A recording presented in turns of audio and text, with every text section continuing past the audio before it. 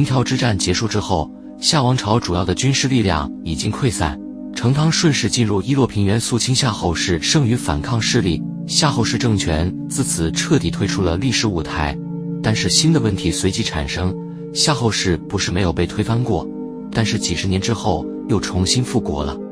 夏后氏如今再度被推翻，万一几十年之后再复国一次，殷商政权可就要和韩卓政权一样，在旧势力的反攻捣乱中彻底灭亡了。为了保住多年征战得来的成果，成汤必须要做点什么。成汤本来是计划迁走夏社的，社是古代人祭祀祖先与土地之神的场所，成汤要迁徙夏社，就是要拆除旧的夏社，在异地建立新的夏社，并把没有逃走的夏人全部迁到那里去，让这些人远离故土，将他们在故土之上发展出来的社会结构打散，消除夏人再次集结起来进行军事反抗的可能性。但可能是迁社政策又激起了夏商双方的矛盾，继而导致夏人的军事反抗从一种设想变成了现实。成汤赶紧叫停了这项政策，便为此做了一篇叫《夏社》的文章。虽然夏社不能迁走，但是也不能对夏人听之任之，于是成汤派人给夏社加了个盖。古人认为天子的大社应该承接双陆风雨，这样才能通天地之气。对于已经衰亡的旧政权，应该在他的社上建起房屋，挡住双陆风雨，断绝社与上天阳气的联系，并且在屋子的北面开个窗户，让社的阴阳关系颠倒。记载中，殷商对夏后氏的夏社是这么做的，后世周人对殷商的豪社也是这么做的。另外，成汤将一些夏后氏的贵族成员及其家族分封到了其他地区，算是退而求其次的方法。成汤还将夏后氏象征天下的九鼎迁走了，标志着殷商对夏王朝法统的继承。大概从那个时候开始，人们开始用鼎迁来描述王朝的更迭，夏后氏政权的残余势力自此不再对殷商构成威胁。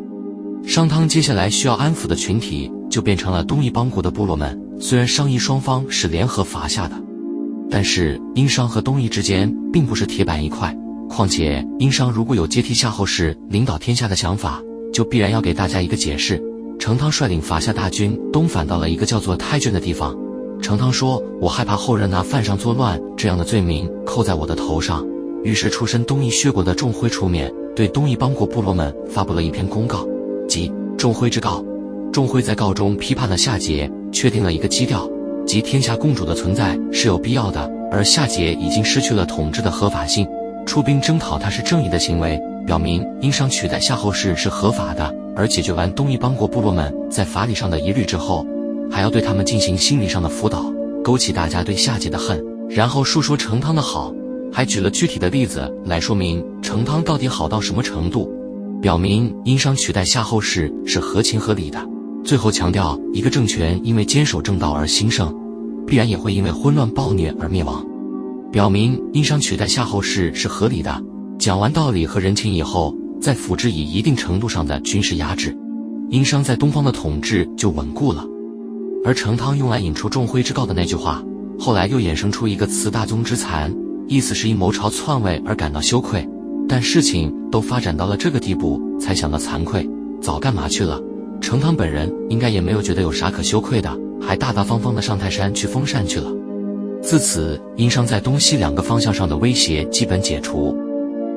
接下来就可以建立新秩序，完善新制度了。很多书籍都记载，成汤将殷商的都城定在了亳，但是亳到底在哪？从古到今有10多种说法，西晋皇甫谧捏合几种说法，提出三亳说以及先南亳后郑亳说。而现代有很多人根据考古成果，更倾向于认为成汤建都的亳城是偃师商城和郑州商城中的一个，即西亳与郑亳。也有人认为两座商城都是亳。西亳、偃师商城是由政权组织直接建立的高规格城市，建成年代稍早一点，城市居民一直都是属于同一种文化类型的人群，城市功能更侧重于政治和军事方面。郑亳、郑州商城则是由原有的居民聚落发展而来，城市建成年代稍微晚一点，城市居民则是各个地区不同文化类型的人群组成的，城市功能更侧重于经济和文化方面。如果按照这种说法来分析，成汤时期的殷商政权一直脚踏在洛阳盆地里，用军事和政治手段压制住夏人群体，另一只脚踏在洛阳盆地之外，用商贸往来和文化交流的方式与东方以及南方不同的群体之间保持联系，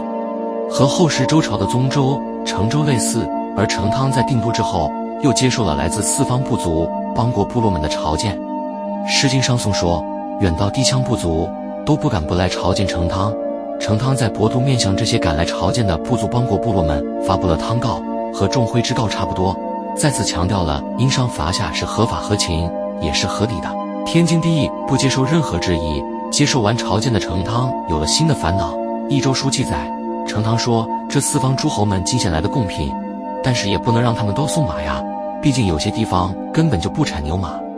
进献这些昂贵的贡品对于诸侯自身的邦国不利，所以我打算根据各地的情况重新制定规则，让大家带点在当地方易得又不贵的土特产就行了。从这里似乎可以看出，早期商王朝的制度还不是很完备，眼界略窄，规定诸侯们进献的贡品都是马匹牛羊。如果重新订立规则，可以减轻诸侯们的经济负担，加强成汤自身不贪图财货的人设，有利于周边诸侯对殷商政权的认可与亲近，创造一个良好的外部环境。总之就是一举多得。承担这项任务的就是伊尹。伊尹确立了新的四方县令，大致规定了东方族群进献以海鲜水产为主，南方族群进献以热带特产为主，西方族群进献以毛毡矿产为主，北方族群进献以牛羊牲畜为主。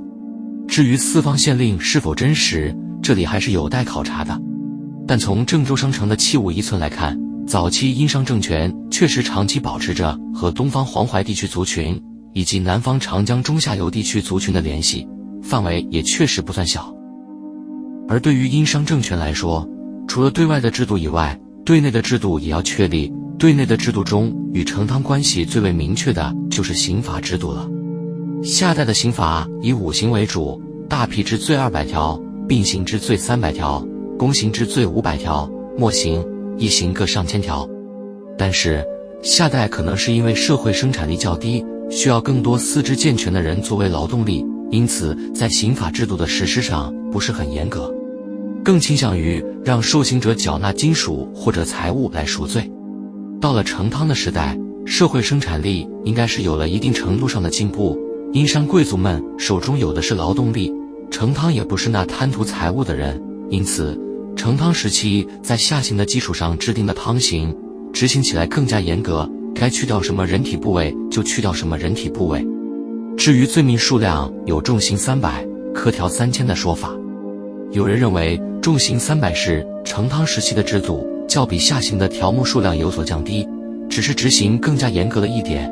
而后世殷商君王觉得300条不够用，就又追加科条，形成了科条3000的结果。总体上，殷商时期的刑罚制度比夏后时期更加严酷，而且随着年代的发展有不断加重的趋势。当然，成汤时代比较特殊，需要实行仁政，刑罚制度不能太过严酷。因为自从夏后印甲时代就开始了连续的旱灾，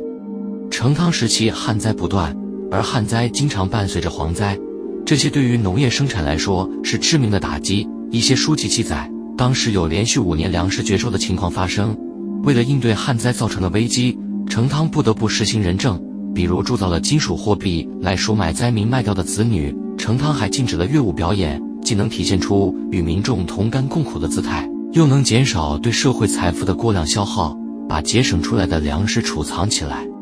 医学书里说，农业规律是6年一欠收，6年一丰收，每12年就要有一场饥荒。民众往往会因为饥荒与亲人生离死别，像成汤这样的圣贤非常了解天道的反复无常，所以会在丰收的年份里储藏粮食，到了欠收的年份里再发放，成就了大旱7年，而民众不受饥荒之苦的奇迹。当然需要注意的是，对于古书里面记载的内容不能照单全收，丰年与灾年之间相差的时间不可能那么规律，饥荒爆发的频率也是随机的，不可预测。但是丰年储藏粮食，等到灾年再拿出来使用，是抗击农业灾害的一种有效方法。民众未必真的7年不受饥荒之苦，只是在成汤的努力之下，饥荒被控制在了一个可接受的范围之内。除此之外，成汤还让伊尹负责在民众之间推广粪肥技术，在农田中使用粪肥，有助于提高土壤肥力，让一些原本产量较低的土地产出更多的粮食。提高整个社会应对旱灾、蝗灾以及饥荒的能力。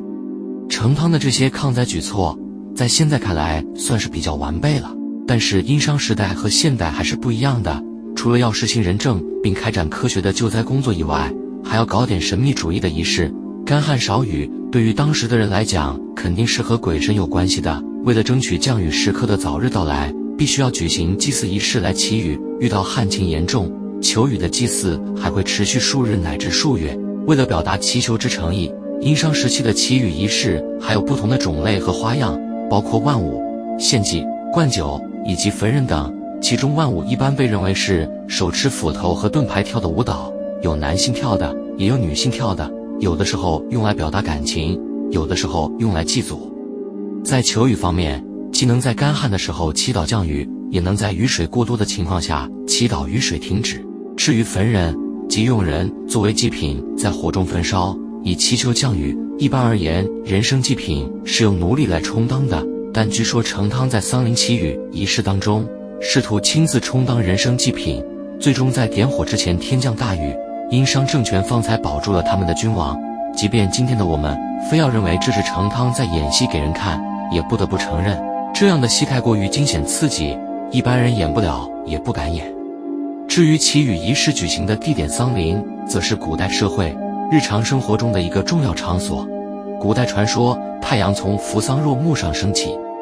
因而丧陵本身具备一定程度上的宗教作用。丧陵里还设有帮国的社，人们在重要的节日里都要在此祭祀祖先和天地。除了祭祀仪式以外，平日里人们也会来到此处采集桑叶养蚕，对于古代经济来说是重要场所。每年仲春时节，青年男女也会来此约会交合，人们将男女交合与降雨联系在一起，有的时候会用女巫裸体跳舞来吸引默认为男性的鬼神前来降下雨水。